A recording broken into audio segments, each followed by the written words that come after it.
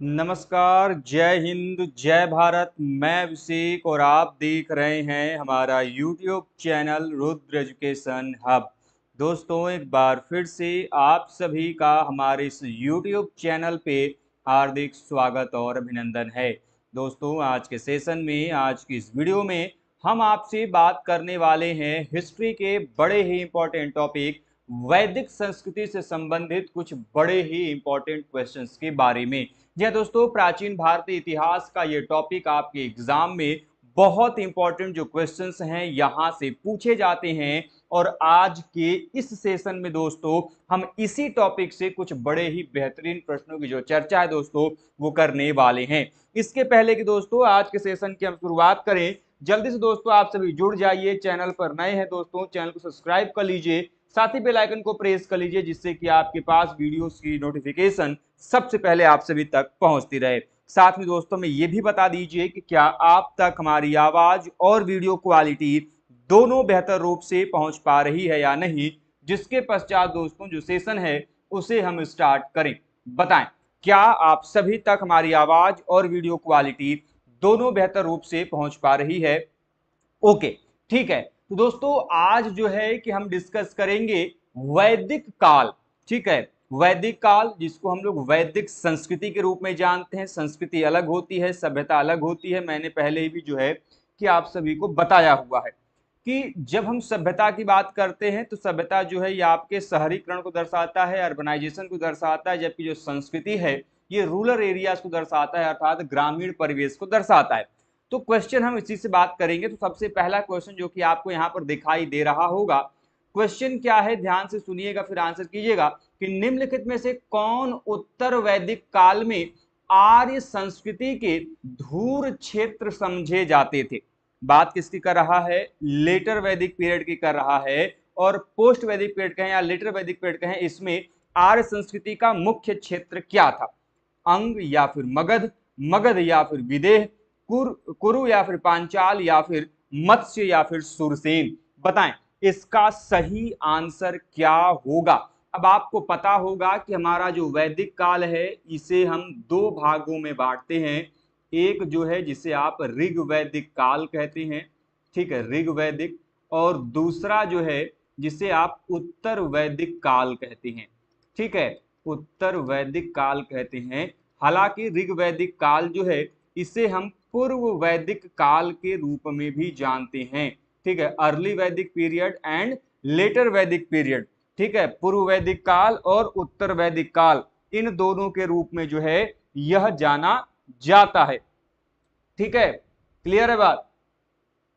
चलिए आगे बढ़ते हैं। तो इसका सही आंसर क्या होगा? बड़ा ही बेसिक सा क्वेश्चन है। इसका सही आंसर होगा ऑप्शन नंबर सी। कुरु और पांचाल जो है ये उत्तर वैदिक काल के मुख्य क्षेत्र जो है जाने जाते थे। ठीक है, अब देखिए समझिएगा आखिर इसका नाम ऋग्वैदिक काल क्यों पड़ा। पहला जो पूर्व वैदिक काल है क्योंकि इसमें जो स्रोत है, ठीक है, इस काल के बारे में जो जानकारी है वो हमें किससे प्राप्त होता है? तो जो हमें हमारा जो सबसे प्राचीनतम वेद है ऋग्वेद, यही आपका इस काल का सबसे सर्वप्रमुख स्रोत के रूप में जाना जाता है। सो दैट्स वाई हम इसे पूर्व वैदिक काल को ऋग्वैदिक काल के रूप में भी जानते हैं। अगला क्वेश्चन कि गोपथ ब्राह्मण किस वेद से संबंधित है? अब आप सभी जानते हैं कि हमारे यहाँ पर जो वेद हैं, हर एक वेद का जो है कि अपना क्या है, ब्राह्मण ग्रंथ है। ठीक है, तो क्वेश्चन आपसे एग्जाम में कई बार आते हैं क्रॉस मैचिंग के लिए, या फिर आते हैं कि कौन से ग्रंथ का कौन सा ब्राह्मण ग्रंथ है। तो गोपथ ब्राह्मण जो है, इस गोपथ ब्राह्मण का संबंध जो है ये निम्नलिखित में से किस वेद से जोड़ा जाता है?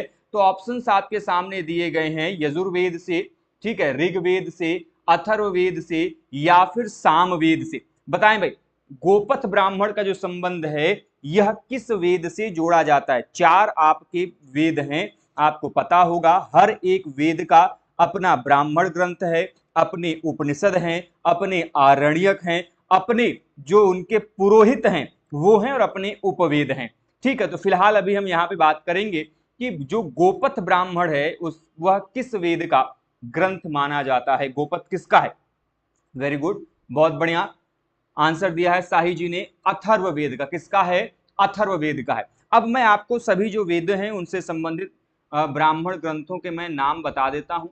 सबसे पहला और सबसे प्राचीनतम वेद माना जाता है आपका ऋग्वेद, ठीक है। और इस ऋग्वेद का जो आपका ब्राह्मण ग्रंथ है वह कौन सा है, वह है आपका ऐतरेय ब्राह्मण, ठीक है। और दूसरा है आपका कौशितकी ब्राह्मण। ऐतरेय ब्राह्मण और कौशितकी ब्राह्मण, यह जो दोनों हैं यह आपके ऋग्वेद के वेद माने जाते हैं, ठीक है। वहीं पे यदि मैं बात करता हूं यजुर्वेद का, ये एक ऐसा वेद है जो कि जिसमें यज्ञ के विधि विधानों से संबंधित जो प्रावधान है वह हमें दिखाई देता है, ठीक है। यह जो है आपके, इसके भी दो आपके ब्राह्मण ग्रंथ है, जिसे आप तैतरीय ब्राह्मण, तैतरीय ब्राह्मण, और दूसरा जिसे आप शतपथ ब्राह्मण के नाम से जानते हैं, ठीक है। इसके अलावा यदि मैं बात करता हूं तो तीसरा आपका वेद है सामवेद, जिसे हम भारतीय संगीत के जनक के रूप में जानते हैं, जो कि कविता के रूप में लिखा गया है। एकमात्र ऐसा वेद है जो कि पद्य में लिखा गया है,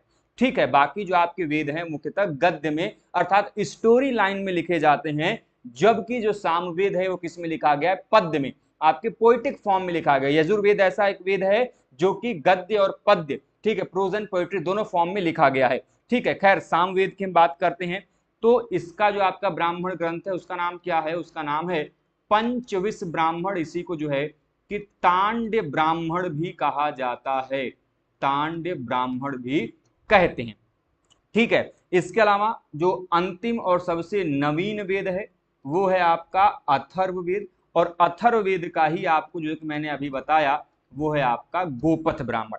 अब आपको ये जानना चाहिए कि ये जो पहले के तीन वेद आपको दिखाई दे रहे हैं, ऋग्वेद यजुर्वेद सामवेद, इनको जो है कि वेद त्रयी कहा जाता है, अर्थात जो मूल वेदों की संख्या थी वो कितनी थी, तीन थी।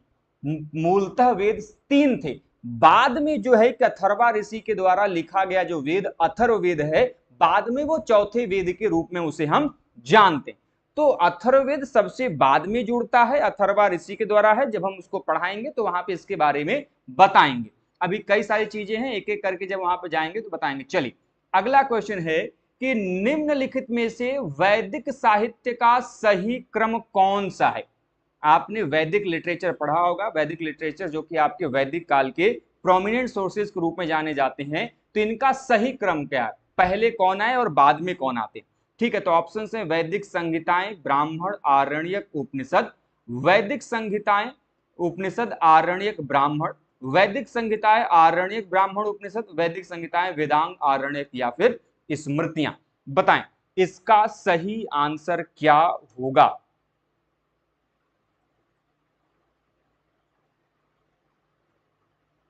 चलिए इसका सही आंसर होगा ऑप्शन नंबर ए, वैदिक संहिताएं, फिर ब्राह्मण ग्रंथ, फिर आरण्यक उनके, और फिर उपनिषद। एक बात हमेशा ध्यान रखिएगा कि बेटे जो ये वेद है, वेदों को संहिता भी कहा जाता है, ठीक है। वेद जो है इनको संहिता भी कहते हैं, ठीक है। और जो उपनिषद हैं, उपनिषद के लिए जो है हम वेदांत शब्द का भी प्रयोग करते हैं। देखो बेटे वेदांत अलग है और वेदांग अलग है। वेदांत यहां पे मैंने तलवार वाला त प्रयोग किया है, तो जहां पे वेद का अंत होता है उस वहीं से आपको उपनिषद की जानकारी मिलती है, तो इनको वेदांत कहते हैं। और जो वेदांग है वो 6 हैं, उनकी संख्या अलग है, उनको इसलिए कंफ्यूज मत होइएगा।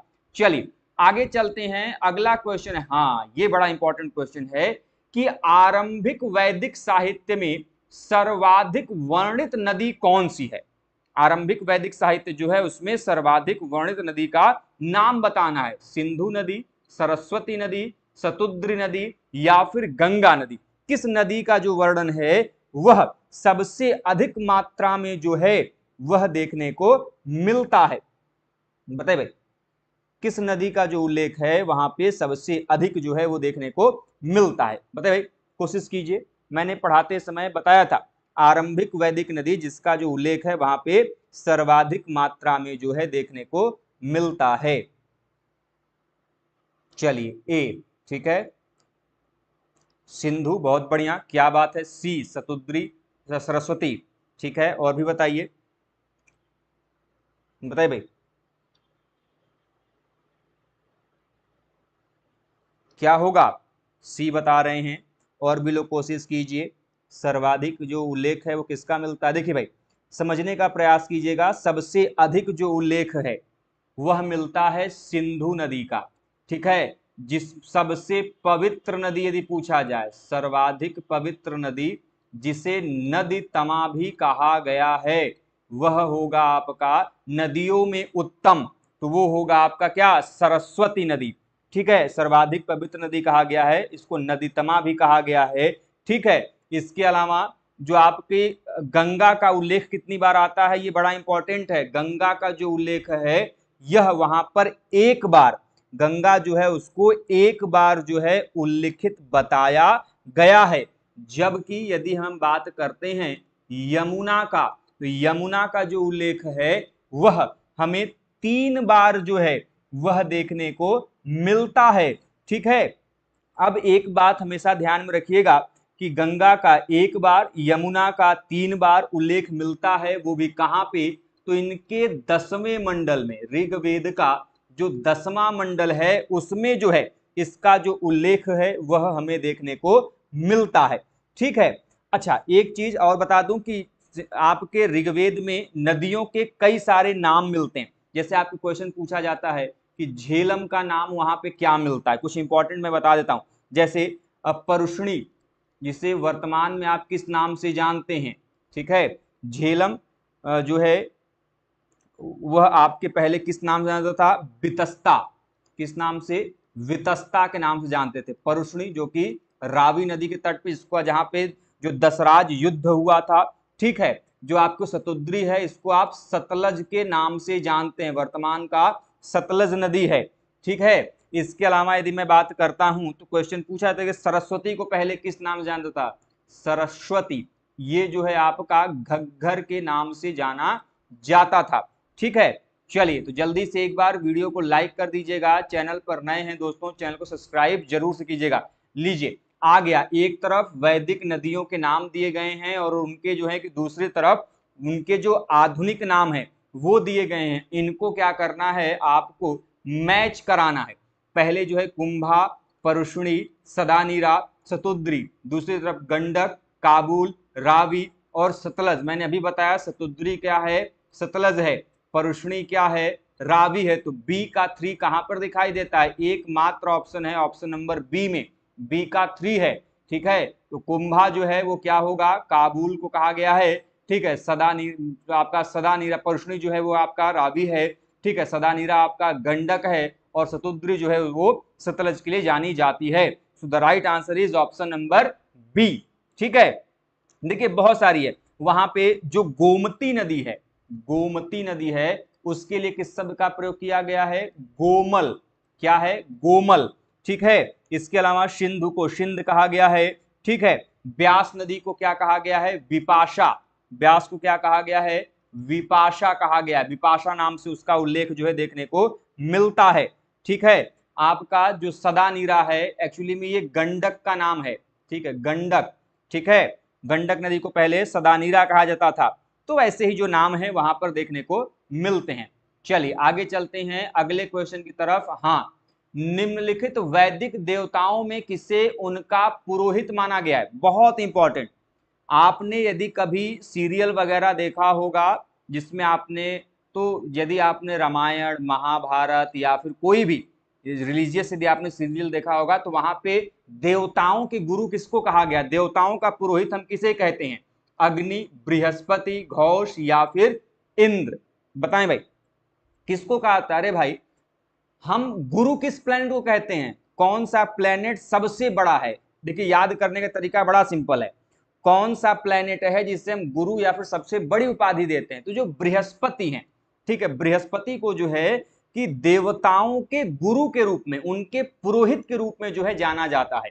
ठीक है, इस बात को ध्यान में रखिएगा। बड़े ही इंपॉर्टेंट पॉइंट्स हैं, आपकी एग्जाम में जो क्वेश्चंस हैं वो पूछा जाता है। और बृहस्पति का जो है कि 11 बार उल्लेख मिलता है।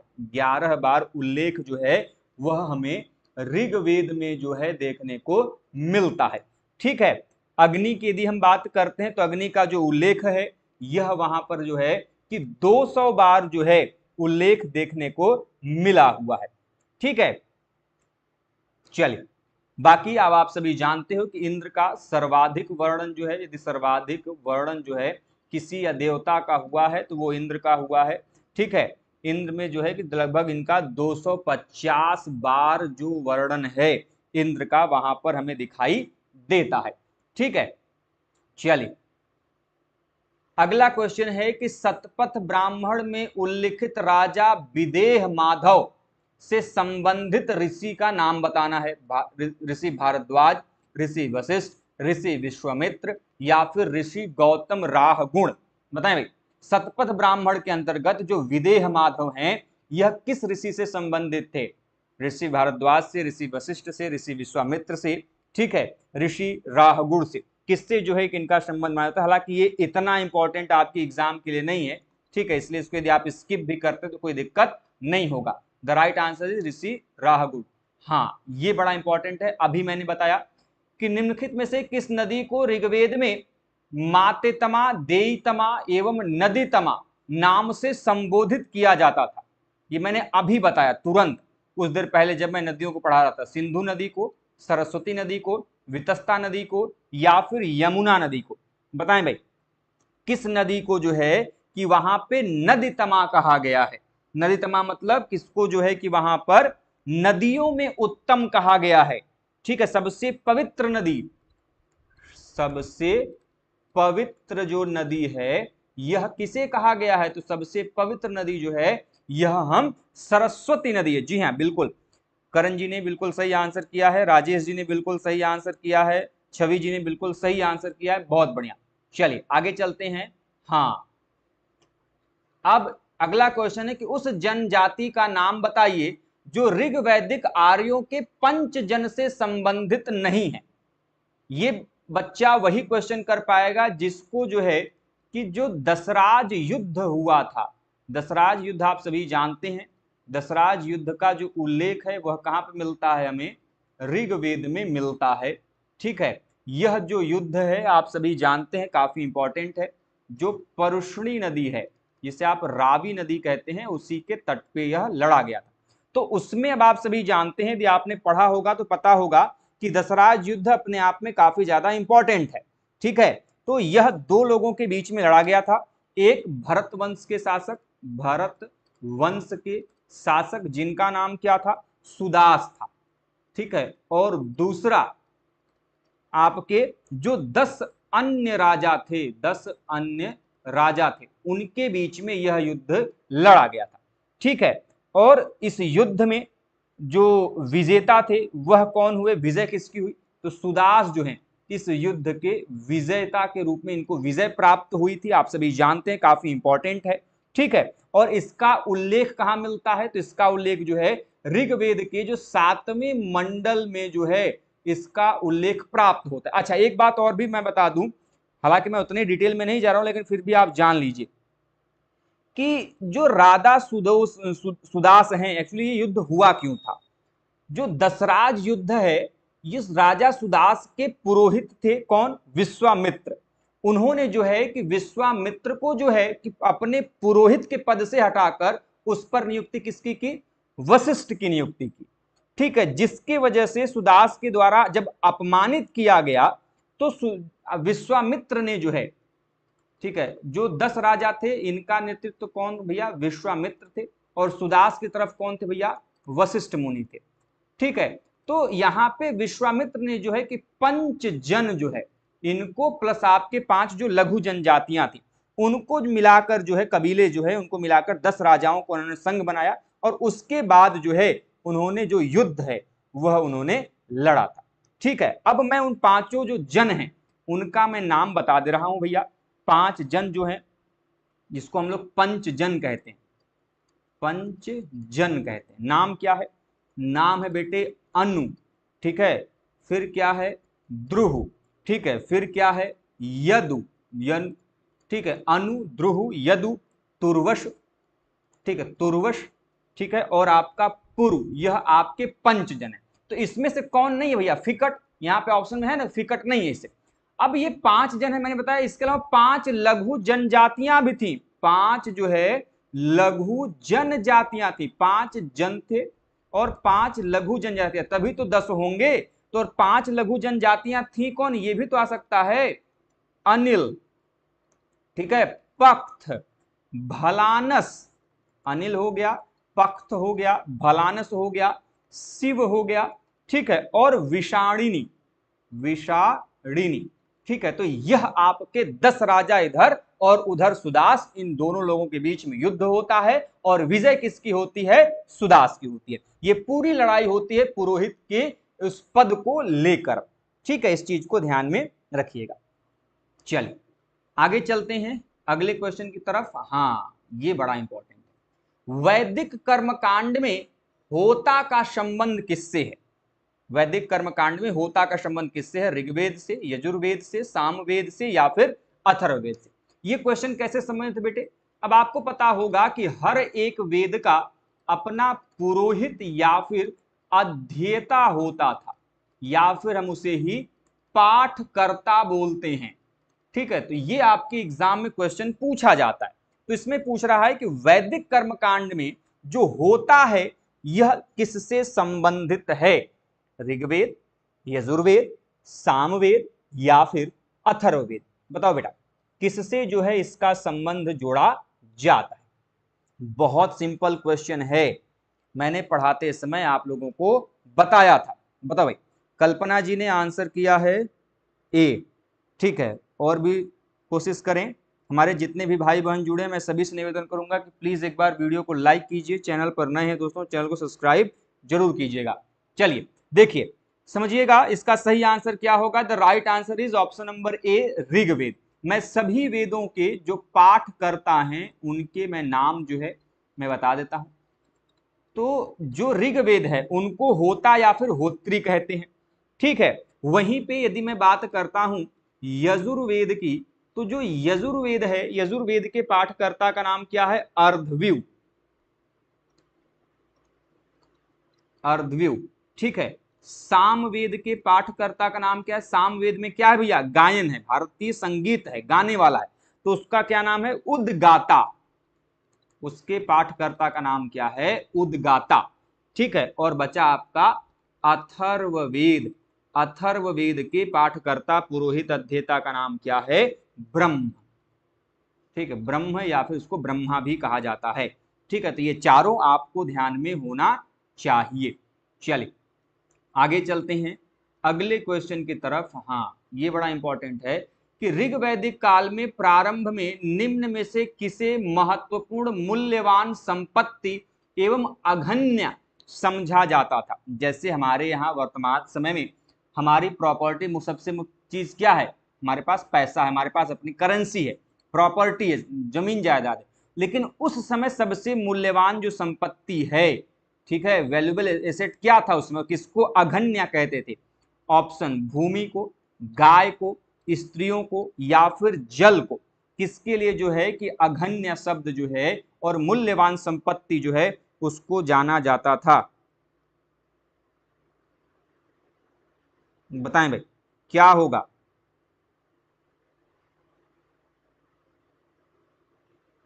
चलिए देखिए, what is the right answer? The right answer is option number B. ये जो गायों की हम परंपरा की बात करते हैं ना भारत में, तो गायों की परंपरा कोई नई नई नहीं है। गाय बहुत प्राचीन समय से, ऋग्वैदिक काल से ही जो है कि आपकी क्या रही है? वैल्यूएबल एसेट रही है, अर्थात एक मूल्यवान संपत्ति के, इसको अघन्य, अर्थात इसकी हत्या नहीं की जा सकती थी, ठीक है। गाय को क्या कहा गया है? अघन्य जो है शब्द कहा जाता था, ठीक है। हालांकि जब हम आगे पढ़ेंगे तो वहां पे बताएंगे कि स्त्रियों के लिए भी जो है कि वहां पे काफी इंपॉर्टेंट जो चीजें हैं वह हमें देखने को मिलता है, ठीक है। कि किस प्रकार से स्त्रियों के लिए जो है कि क्या कुछ चीजें जो है वो हमें देखने को मिलती हैं, जब हम उसको डिस्कस करेंगे तो वहां पर हम आपको उसके बारे में बताएंगे। चलिए आगे चलते हैं अगले पॉइंट की तरफ, अगले क्वेश्चन की तरफ। हाँ, अगला क्वेश्चन है कि निम्नलिखित में से किसने ऋग्वेद में वर्णित दशराज युद्ध में भाग नहीं लिया था? अभी जस्ट मैंने नाम बताया था, यहाँ पे नाम त्रित्सु, पख्त, विषाणिनी, गंधारी। अभी यार अभी बताया मैंने, किसने नहीं लिया था? मैंने 10 राजाओं में 5 जनों का नाम बताया था और 5 लघु जनजातियों का नाम बताया था, याद करो। कौन नहीं है उसका भाग? कौन इसमें जो है जिसका उल्लेख हमें वहां पर देखने को नहीं मिलता है? कोशिश करो। बी। ठीक है, बी कह रहे हैं। और भी बताइए सही आंसर क्या होगा। गंधारी का उल्लेख कहीं मिला था क्या? नहीं, गंधारी जो है इनका उल्लेख हमें वहां पर देखने को नहीं मिलता है। ठीक है, गंधारी का जो उल्लेख है वह नहीं मिलता। ठीक है, चलिए, मैंने दशराज युद्ध के बारे में अभी बताया। भरत संघ और आपके दूसरी तरफ आपके 10 राजाओं का जो है वह युद्ध लड़ा गया था। अगला क्वेश्चन है कि निम्नलिखित में से किस एक उपनिषद में पहली बार निराशावाद के तत्व दिखाई देते हैं? कौन सा ऐसा उपनिषद है जिसमें हमें सर्वप्रथम निराशावाद के जो तत्व है वो दिखाई देते हैं? मैत्रेयी उपनिषद, कौशितकी उपनिषद, बृहदारण्यक उपनिषद या फिर केन उपनिषद? बताएं भाई, किसके अंदर जो है सर्वप्रथम हमें इस प्रकार के जो प्रमाण है निराशावाद के वह दिखाई देते हैं? बताइए सही आंसर क्या होगा। मैंने उपनिषदों को लेके बड़ी ही जबरदस्त क्लास में जो है कि चीजें आप लोगों को डिस्कस की थी। यदि यहां पर नहीं करते हैं फिर तो काम गड़बड़ हो जाएगा। बताओ भैया क्या होगा। डी बता रहे हैं छवि जी। देखिए the right answer is what is Maitreyi Upanishad में जो है सबसे पहली बार इस प्रकार के निराशावाद की जो चीजें वो देखने को मिलता है। पहली बात तो क्वेश्चन ये आता है कि उपनिषद का अर्थ क्या होता है, आपके एग्जाम में आता है। तो उपनिषद बेटे देखो दो तीन शब्दों से मिलकर बना है। उप, ठीक है, प्लस आपका नी, प्लस आपका सद। ठीक है, ये तीन शब्दों से मिलकर बना हुआ है। उप का मतलब होता है गुरु के समीप, गुरु के समीप। ठीक है, एक गुरु के समीप। ठीक है, नी मतलब होता है पास बैठना। ठीक है, गुरु के समीप पास बैठ, पास नहीं सॉरी माफ कीजिएगा, नी का मतलब होता है शिष्य। नी का मतलब क्या होता है? शिष्य। सद का मतलब होता है पास बैठना। ठीक है, तो गुरु के समीप शिष्य का पास बैठकर क्या होगा? अध्ययन करना या ज्ञान प्राप्त करने को क्या कहा जाता है? उपनिषद कहा जाता है। क्वेश्चन ये आता है कि उपनिषदों की कुल संख्या कितनी है? तो आप सभी जानते हैं उपनिषदों की कुल संख्या कितनी बताई गई है? 108। 108। क्वेश्चन ये आएगा कि ये जो 108 उपनिषद हैं इनका उल्लेख कहां मिलता है? तो एक उपनिषद है जिसका नाम क्या है? जिसका नाम है मुक्तिकोपनिषद। मुक्तिकोपनिषद। और इसी उपनिषद में जो है कि इस 108 उपनिषदों का उल्लेख मिलता है। क्वेश्चन ये होगा कि सर्वाधिक बड़ा या फिर सबसे बड़ा उपनिषद कौन सा है और सबसे छोटा उपनिषद कौन सा है? ठीक है, तो नाम से ही स्पष्ट है, बृहदारण्यक। बृहदारण्यक, बृहद मतलब सबसे बड़ा, तो जो बृहदारण्यक है सबसे बड़ा उपनिषद है। लोग बोलते हैं ना कूप मंडूक हो गए, तुम्हारी बुद्धि छोटी हो गई। तो जो मांडुक्य उपनिषद है, मांडुक्य उपनिषद, बेटे कंफ्यूज मत होना, मुंडको उपनिषद अलग है और मांडुक्य उपनिषद अलग है। Both are different. ठीक है, आप जब मुंडको उपनिषद की बात करते हो तो मुंडको उपनिषद में जो सत्यमेव जयते शब्द है वो वहां पर दिखाई देता है। ठीक है, चलिए, तो जल्दी से एक बार वीडियो को लाइक कर दीजिए। चैनल पर नए हैं दोस्तों, चैनल को सब्सक्राइब जरूर से कर लीजिएगा, क्योंकि दोस्तों हम आप सभी के लिए डेली बेसिस पे ऐसे ही जो क्वेश्चंस हैं वो लेके आते रहते हैं। अगला है कि उद्दालक आरुणि प्रसिद्ध दार्शनिक थे कहाँ के? उद्दालक और आरुणि जो है कि बहुत बड़े फिलोसफर माने जाते थे, फेमस फिलोसफर थे। कहाँ के थे? काशी के, कुरु पांचाल के, मद्र के या फिर विदेह के? इनका जो संबंध है वह कहां से जोड़ा जाता है? तो इनको जो है इसका सही आंसर क्या होगा? कुरु और पांचाल के जो है कि यह दार्शनिक से जुड़े जाते हैं। अच्छा, एक चीज मैं आप लोगों को बता दूं कि जब दर्शन की बात हो रही है तो हमारा जो बेटे भारतीय दर्शन है इसका स्रोत किसे कहा जाता है? What is the source of Indian philosophy? भारतीय दर्शन का स्रोत कहां पर है, जिसमें हम कहते हैं ना कि आत्मा परमात्मा ये बारे में जो जानकारी, जो दर्शन परंपरा, ये कौन सा है? तो जो हमारे जो उपनिषद हैं, ठीक है, ये भारतीय उपनिषद जो हैं ये सबसे क्या माने जाते हैं? स्रोत माने जाते हैं। चलिए अगले क्वेश्चन की तरफ चलते हैं। अगला क्वेश्चन है यजुर्वेद की निम्नलिखित संहिताओं में से किसमें केवल सुक्त है, गद्य नहीं है? यदि आपने यजुर्वेद के आपने ब्रांचेस को पढ़ा होगा तो आपको इसके बारे में जानकारी होगी। ठीक है, बताओ भाई, यजुर्वेद का कौन सा ऐसा वेद है, सॉरी कौन सा ऐसा भाग है जिसमें केवल और केवल सुक्त के बारे में जानकारी मिलती है, गद्य के बारे में नहीं मिलती? ऑप्शन आपका कठ, मैत्रेयी, तैतरीय या फिर वाजसनेयी। बताएं भाई क्या होगा, कहां पे जो है किसके बारे में जानकारी हमें मिलता है? अब यदि मैं आप लोगों को बता दूं कि बेटे यह जो आपका यजुर्वेद है, ठीक है, तो यजुर्वेद की मुख्यतः दो शाखाएं आपको दिखाई देती हैं। एक बेटे आपका जिसको आप लोग शुक्ल यजुर्वेद कहते हैं, और दूसरा जो है जिसे आप कृष्ण यजुर्वेद कहते हैं। ठीक है, जो शुक्ल यजुर्वेद है ये फर्दर इसके दो भाग हैं, जिसे आप कण्व, ठीक है, कण्व यजुर्वेद, और दूसरा आपका मध्यांदिनी।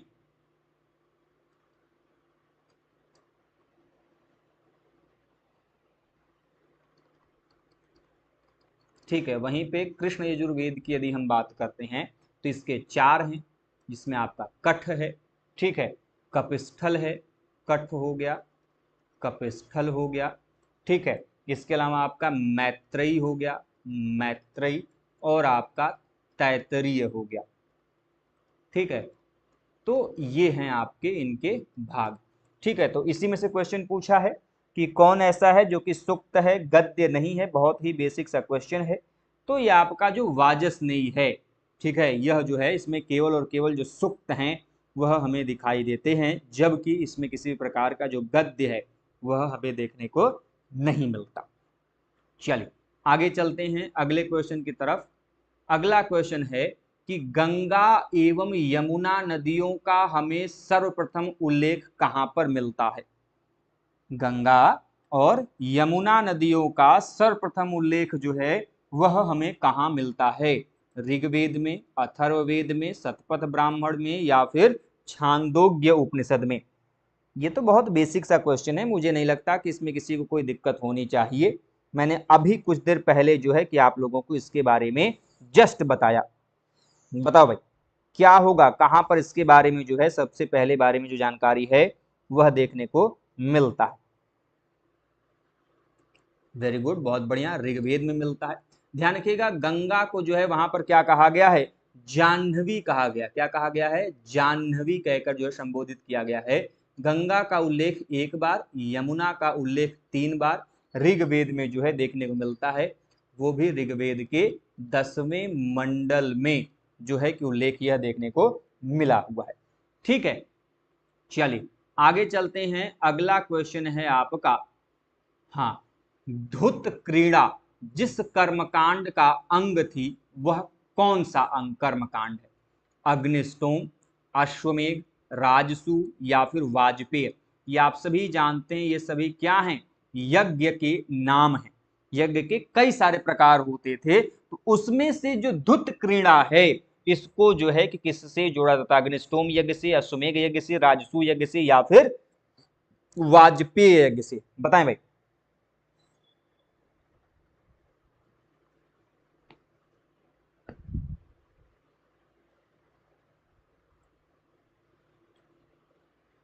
राजसूय यज्ञ से जो है इसे हम जोड़ते हैं। ठीक है, आप लोग यज्ञ के बारे में जानते होंगे, मुझे नहीं लगता कि यज्ञ में भी किसी को दिक्कत होगा। ठीक है, यज्ञ के बारे में यदि हम बात कर रहे हैं तो यज्ञ का उल्लेख, यज्ञ से संबंधित जो आपका वेद है वह कौन सा है? यजुर्वेद है। ठीक है, कि यज्ञ की वेदिकाओं का निर्माण कैसे होगा, कौन से वेदों में, मतलब कि यज्ञ से संबंधित जो प्रावधान है तो हमें यज्ञ वेद में जो है, यजुर्वेद में जो है वह देखने को मिलता है। ठीक है, इन चीजों को ध्यान में रखिएगा, इम्पॉर्टेंट है। आपके एग्जाम में जो यज्ञ के संबंधित जो क्वेश्चंस हैं वो कल को यदि पूछे जाते हैं तो उनको कम से कम इतनी चीजें जो है आप यदि ध्यान में रखते हैं तो कोई दिक्कत होनी नहीं चाहिए। ठीक है, हालांकि क्वेश्चन कई बार ये भी आ सकता है कि पंच महायज्ञ कौन कौन से हैं? ठीक है, पंच महायज्ञ यज्ञ की यदि हम बात करते हैं तो उसमें सबसे पहला है आपका ब्रह्म यज्ञ, ठीक है।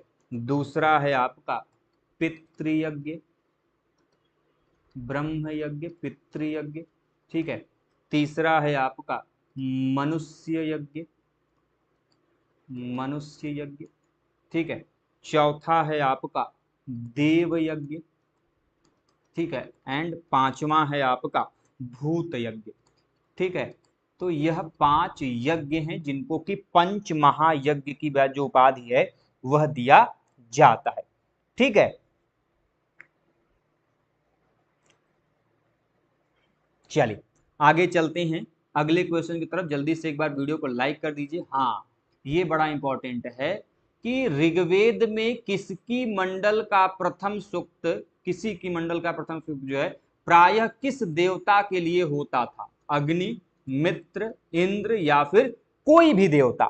क्वेश्चन क्या है कि ऋग्वेद में किसकी मंडल का प्रथम सूक्त जो है प्रायः किस देवता के लिए हमें देखने को मिलता है? तो ऑप्शंस आपके सामने दिए गए हैं। मैंने पढ़ाते समय, हालांकि अभी आप लोगों को थ्योरी मैंने नहीं पढ़ाया, जो पिछले बैच को पढ़ाया था तो उसमें इन चीजों को मैंने बताया था। बताओ भाई क्या होगा आंसर? अग्नि। एक बात हमेशा ध्यान रखिएगा, क्वेश्चन पूछा जाता है कि वैदिक देवताओं का उल्लेख जो है, हमें अभिलेख की यदि हम बात करते हैं तो कौन सा अभिलेख है भैया? बोगज कोई इंस्क्रिप्शन, बोगज कोई अभिलेख। याद रखिएगा, क्वेश्चन आपके एग्जाम में बोगज कोई अभिलेख से आएगा ही आएगा। बोगज कोई अभिलेख कहां से प्राप्त होता है? यह आपके एशिया माइनर से प्राप्त होता है। कहां से? एशिया माइनर का जो इलाका है वहां से प्राप्त होता है। 1400 ईसा पूर्व का यह अभिलेख है। 1907 में वीकलर नाम के एक स्कॉलर हैं जिनके द्वारा यह अभिलेख खोजा गया। इसमें जो है कि 4 वैदिक देवताओं का उल्लेख मिलता है। वह वैदिक देवता क्या थे? इंद्र थे, मित्र थे, ठीक है। इंद्र हो गए, मित्र हो गए, वरुण हो गए और नासत्य हो गए। एक्चुअली में नासत्य को जो है हम अश्विनी कुमार के रूप में भी जानते हैं, ठीक है, जिनका उल्लेख हमें दिखाई देता है, ठीक है। तो इसको भी आप ध्यान में रखें। अगला क्वेश्चन है कि बृहदारण्यक उपनिषद, जिस जो कि सबसे बड़ा उपनिषद है, सबसे बड़ा उपनिषद है, तो इस बृहदारण्यक उपनिषद में जो अजात शत्रु है, आपने नाम सुना होगा अजात शत्रु का, को कहां का राजा कहा गया है? काशी, अंग, कौशल या फिर मगध? अजात शत्रु किस वंश का शासक था? बताओ भैया, अजात शत्रु जो है यह किस वंश का शासक था?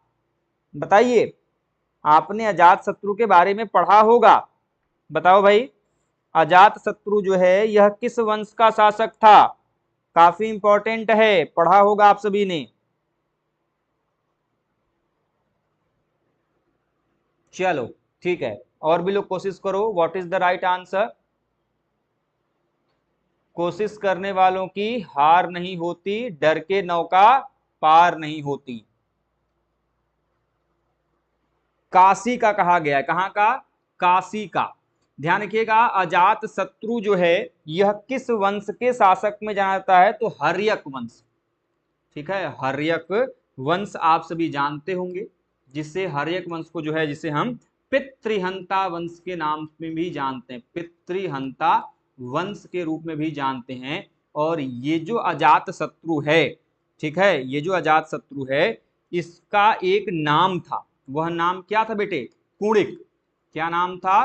कुणिक। आप सभी जानते हैं कि अजात शत्रु के ही शासन काल में क्या हुआ था? प्रथम बौद्ध संगीति का आयोजन किया गया था। प्रथम बौद्ध संगीति जो है, जो कि बुद्ध की मृत्यु के पश्चात हुआ था, यह जो है कि यहाँ पे, कहां पे?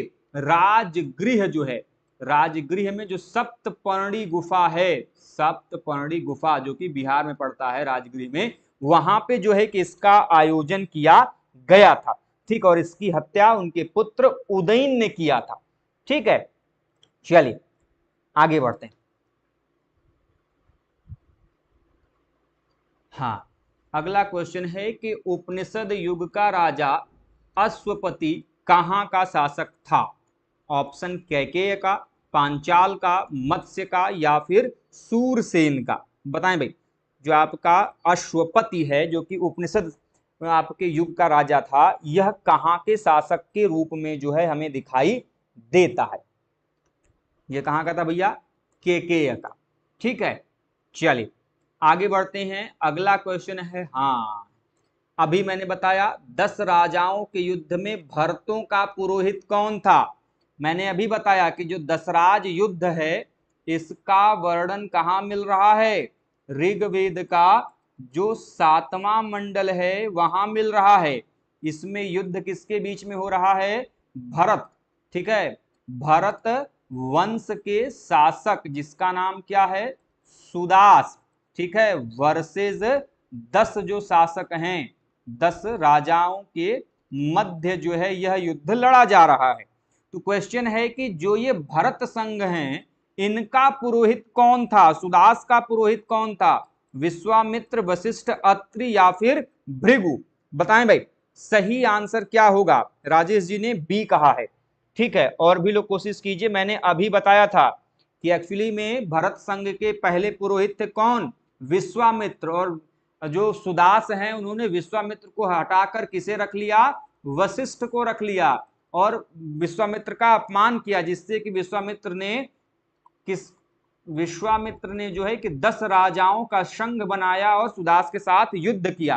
तो 10 राजाओं के जो पुरोहित थे वो थे विश्वामित्र, और भरत संघ सुदास के जो पुरोहित थे वो थे आपके वशिष्ठ।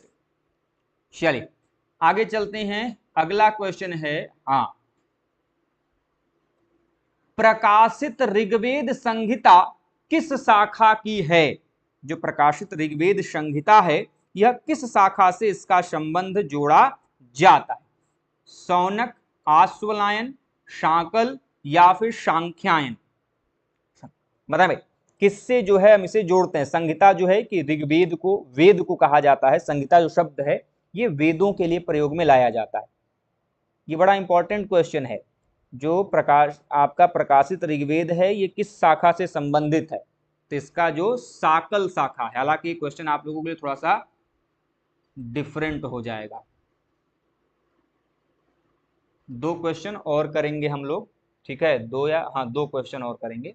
इसके बाद क्वेश्चन क्या है कि निम्नलिखित में से किसने आर्कटिक क्षेत्र को आर्य भाषा भाषियों के मूल स्थान होने के सिद्धांत का प्रतिपादन किया था?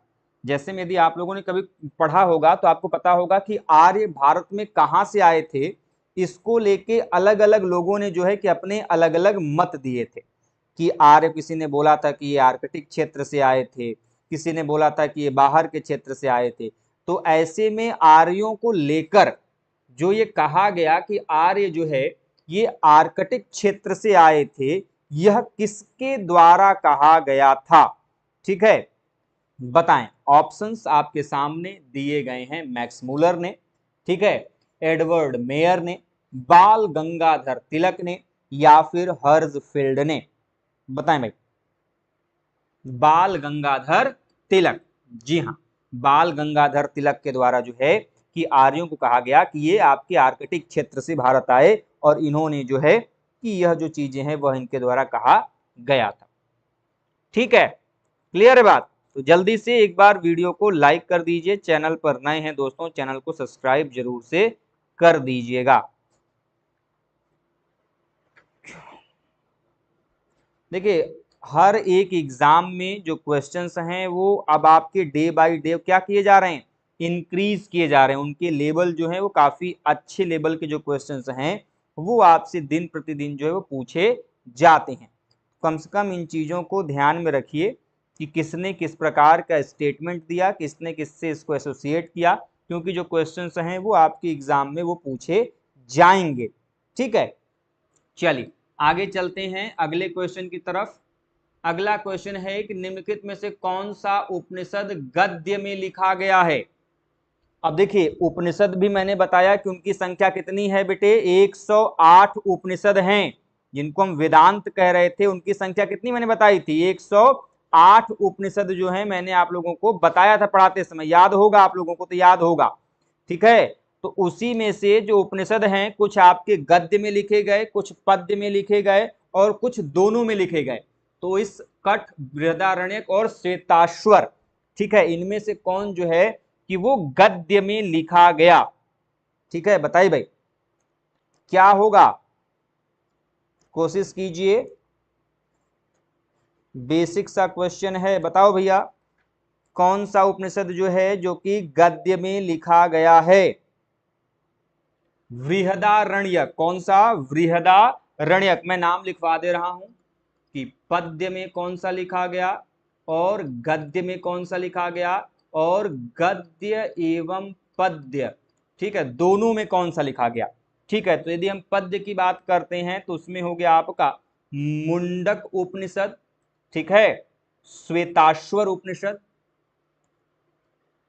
श्वेताश्वर उपनिषद, ठीक है, कठ उपनिषद, ठीक है, और आपका ईशोपनिषद, ईशोपनिषद, ठीक है। गद्य की यदि हम बात करते हैं तो मांडुक्य उपनिषद हो गया, मांडुक्य उपनिषद, ठीक है, ऐतरेय उपनिषद, ऐतरेय उपनिषद, ठीक है, तैतरीय उपनिषद, ठीक है। इसके अलावा आपका बृहदारण्यक उपनिषद, बृहदारण्यक उपनिषद, ठीक है, कौशितकी उपनिषद, छांदोग्य उपनिषद, ठीक है। इसके अलावा गद्य और पद्य में तो 3 हैं, नहीं, एक आपका तो केन उपनिषद है और दूसरा आपका प्रश्न उपनिषद है, ठीक है, इनको ध्यान में रखिएगा। और आज के इस सेशन के अंतिम प्रश्न की तरफ चलते हैं, जो कि मैंने शुरुआत यहीं से किया था कि एक तरफ आपके संहिता, अर्थात ये वेद को संहिता कहा जाता है, तो वेदों के नाम दिए गए हैं, और दूसरी तरफ उनसे संबंधित ब्राह्मण ग्रंथों के नाम दिए गए। तो मैंने सबसे पहले इन्हीं चीजों को जो है कि डिस्कस किया था। तो ऋग्वेद, सामवेद, अथर्ववेद, यजुर्वेद, इधर तैतरीय ब्राह्मण, ऐतरेय ब्राह्मण, गोपथ ब्राह्मण, जैमिनी ब्राह्मण। तो मैंने जो है कि गोपथ ब्राह्मण बताया था, अथर्ववेद से संबंधित है। तो सी का 3 कहां पर दिखाई दे रहा है, सी का 3 एकमात्र है ऑप्शन नंबर डी में, तो और तो कुछ करना ही नहीं है, ठीक है। अब यदि आप ऋग्वेद देखिए तो ऋग्वेद का कौन सा हो जाएगा भैया, ऋग्वेद का आपका ऐतरेय ब्राह्मण हो जाएगा। सामवेद का कौन सा हो जाएगा आपका, सामवेद का जो है कि आपका जैमिनीय ब्राह्मण हो जाएगा, ठीक है। जो आपका अथर्ववेद है गोपथ ब्राह्मण हो जाएगा, और यजुर्वेद का जो है कि आपका तैतरीय ब्राह्मण हो जाएगा, ठीक है। तो मैंने इसके बारे में पूरी जो लिस्ट है वो बताई थी। इसके आगे के जो प्रश्नों की चर्चा है, आज हम लोगों ने कुल 25 जो क्वेश्चंस हैं उनको डिस्कस किया। इसके आगे अभी और भी कई सारे जो क्वेश्चंस हैं, मुझे लगता है कि 80 के आसपास जो क्वेश्चंस हैं उनको जो है कि हम आपके साथ डिटेलिंग के साथ, जैसे मैंने आज डिस्कस किया वैसे भी हम जो है कि आगे भी आपके साथ जो है कि उनको डिस्कस करेंगे। बस आप सभी चैनल पर बने रहें, हम आप लोगों के लिए जो है कि इसी प्रकार की जो क्वेश्चंस हैं वो लगातार आपके साथ डिस्कस किया जाएगा। तो फिलहाल दोस्तों आज के लिए बस इतना ही रखते हैं। आई होप दोस्तों ये वीडियो आप लोगों को अच्छी लगी होगी। वीडियो से दोस्तों आपको जानकारी मिली हो तो प्लीज़ वीडियो को लाइक कीजिए, चैनल पर नए हैं दोस्तों चैनल को सब्सक्राइब जरूर से कीजिएगा, क्योंकि दोस्तों हम आप लोगों के लिए डेली बेसिस पे इसी प्रकार की जो क्वेश्चंस हैं उनको डिस्कस करते रहेंगे। तो मिलते हैं दोस्तों नेक्स्ट सेशन में कुछ नए इंपॉर्टेंट क्वेश्चंस के साथ। तब तक के लिए आप स्वस्थ रहें, मस्त रहें। जय हिंद, जय भारत, हर हर महादेव।